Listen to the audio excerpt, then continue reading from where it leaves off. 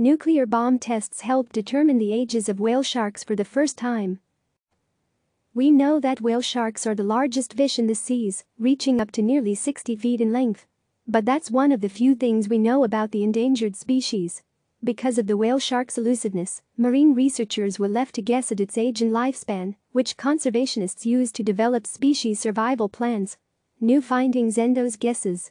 A coterie of international researchers confirmed the ages of 2 whale sharks for the first time by sampling the carbon in vertebrae left over from nuclear bomb tests during the Cold War.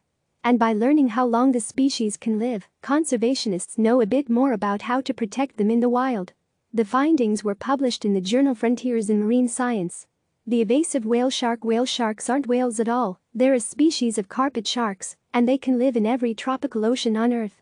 But despite their wide range, whale sharks are endangered, says the International Union for the Conservation of Nature. Their status and unique body structure has made it difficult to study them, which in turn makes it difficult to create an effective survival plan.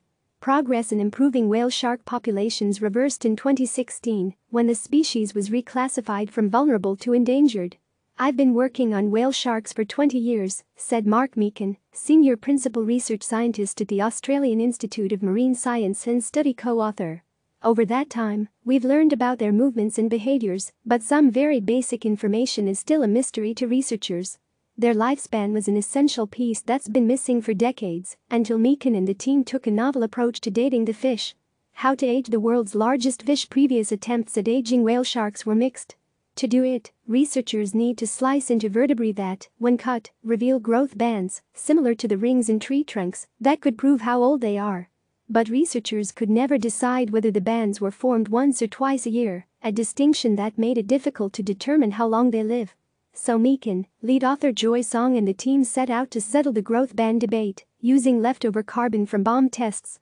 Carbon-14 is a naturally occurring radioactive isotope frequently used by archaeologists and historians to date fossils and artifacts because of its constant rate of decay, said Ong, a postdoctoral associate in the Department of Marine and Coastal Sciences at Rutgers University.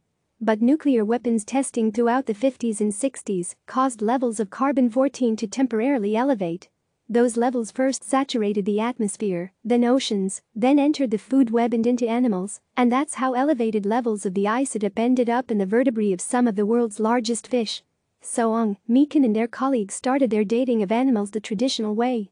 Sectioning a vertebrae, the samples belonged to a 32-foot-long shark that was stranded in Pakistan in 2012 and a smaller shark collected in Taiwan in 2005, then counting the growth bands. Then, they extracted material from the vertebrae and sampled the amount of radiocarbon in it. They compared that amount to the level of carbon-14 in a material that they knew the age of, and that's how they determined that the whale sharks they sampled were 50 and 35 years old, respectively. And that debate among researchers about what a whale shark's growth band rings meant? This study settled that, too. The radiocarbon dating proved that growth bands formed once a year instead of twice.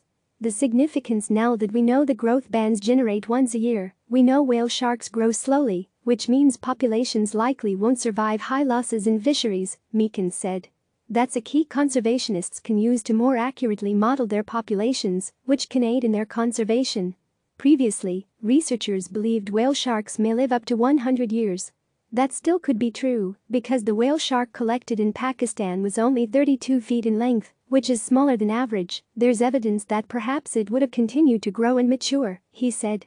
We still can't say for certain if these sharks live to be 100 years old, but it now seems much more likely, he said. Click subscribe to receive the latest news.